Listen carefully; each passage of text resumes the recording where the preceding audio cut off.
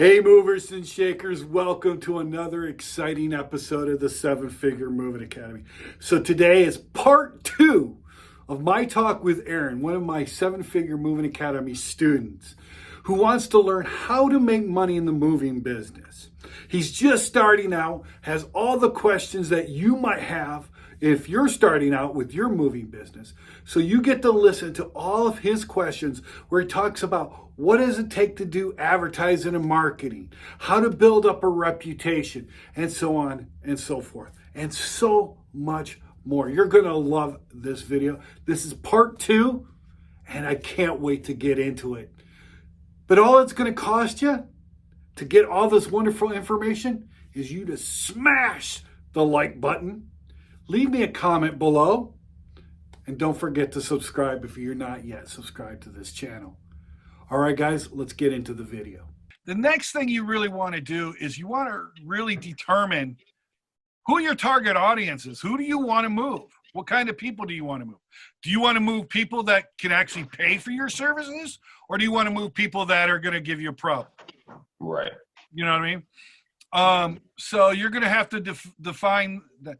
Typically, like in the Chicago land area, you're going to want to move people that are have a home. If they own a home, they're in the middle class to high end homes, right?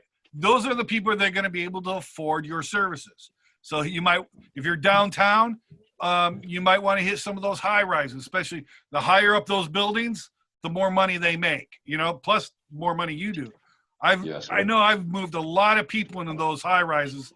I've been in pretty much all of them. Trust. Saw all the views. I've been in Trump Towers.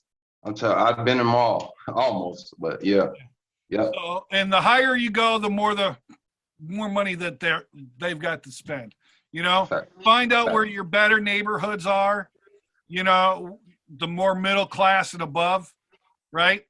So you want to get middle class, high middle class to high end moves, and that's where I would suggest you go. You can concentrate on the the poor people if you want, and a lot of people can make money on those type of jobs. But just realize they're going to have a lot of problems, right? And you're going to have to do 10 times the amount of jobs of those people because they're not going to make as much money as you would with middle class or high end. You know what I'm saying? So you're going to work 10 times harder for the cheap moves than you would for the bigger moves. I mean, that's a journey that I'm definitely willing to take, as far as to build that reputation. I mean, I'm just so ready, to get it all, just get it out there. You know what I mean? Like, I'm definitely doing my homework on it right now. That's why I definitely appreciate you doing this. I got a lot of great notes. A lot of these things I definitely went and reached out, like Hire Helper. I tried the what do you call it? What is that? Thumbtack. I went through the whole prompt, paying for the service and everything. It was a little issue with them, so I kind of fell back from them. But this time I'm gonna go through all of those different third parties, and I'm really gonna sit down and make sure I have the setup's all good on that. Hopefully I would really concentrate on using those services where you don't have to pay any money. Now, I don't know if their Thumbtack is charging, but I remember when Thumbtack was just getting new, you could set up a business profile on your thing and you didn't have to pay a dime. Yeah, they have it now where they're giving you leads. So they definitely get a % off that lead. Right. That's only if you get the lead. They'll send them to you, but once you actually get the sale or whatever, right, that's when they actually charge. They had that too when I was doing, but there's another good place, especially in Chicago, is to get your profile up on Yelp. Yep. I have a Yelp. I actually have the app and everything. So Yep, I'm finalizing that right now. I'm having an issue with my email. Don't pay for Yelp. Not at all. No, it was definitely free. Yeah, do the free Yelp profile. You'll get plenty of business with the free Yelp profile, right? Okay. Just realize you will get people coming to you from Yelp, and they're gonna be a step above Craigslist people. Makes sense. it is what it is, right?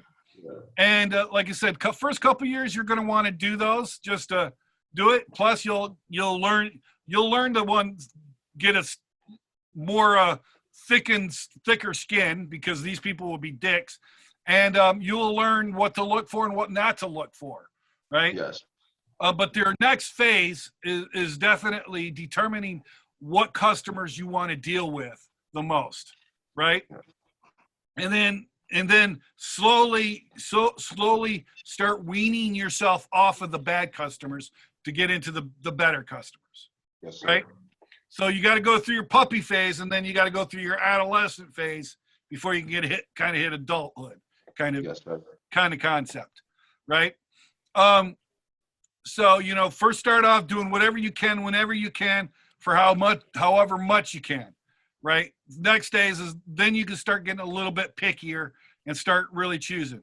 And then this step is where you're going to want to actually get on Google and do a Google sheet, like a Google spreadsheet, and then make a column for movers in the 1-bedroom apartments, 2-bedroom apartment, 3-bedroom plus homes, right?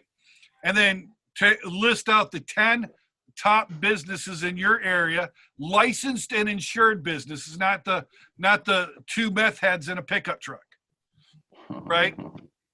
You want to actually call you want to actually call licensed and insured movers, and then one at a time call each one of those movers as if you were a customer moving a 1-bedroom apartment.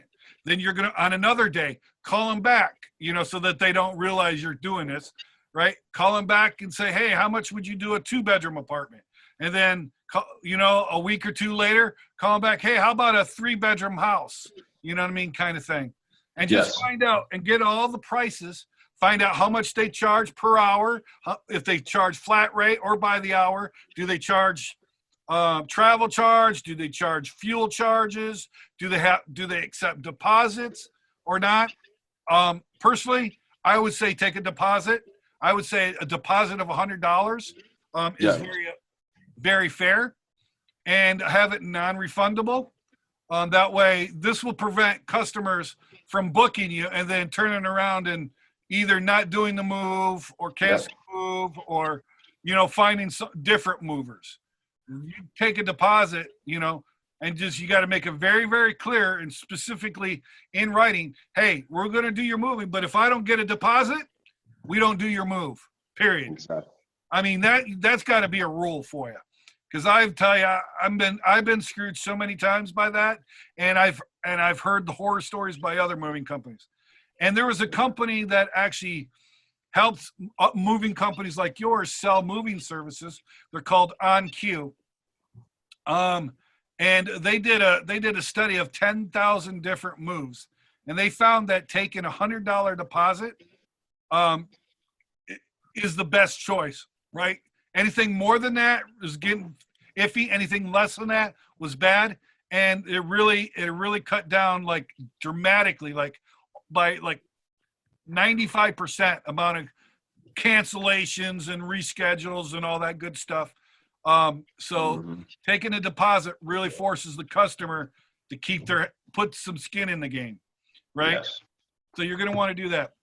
That's another thing too, is you probably should, especially since you're going to start off and you're going to be the guy on the truck, if you don't have anybody to answer phones for you, getting a company like OnQ that will answer the phones for you and then actually make the sales for you. You're going to have to pay them a commission, but their commission is very, very fair. For every time they do a sale, they will be very fair with you, and they'll answer the phones. They'll talk to the customer. They'll follow up with the customer and make the sales for you. Right? That's all you have to do amazing. is give them your prices. Yeah, that's amazing right there. Right. I didn't even know that. Thank you for that. Yeah, they're fair. They're got a very fair price, even for companies like yours. It might seem high, but if you can't sit down and do the sales yourself, they can do them.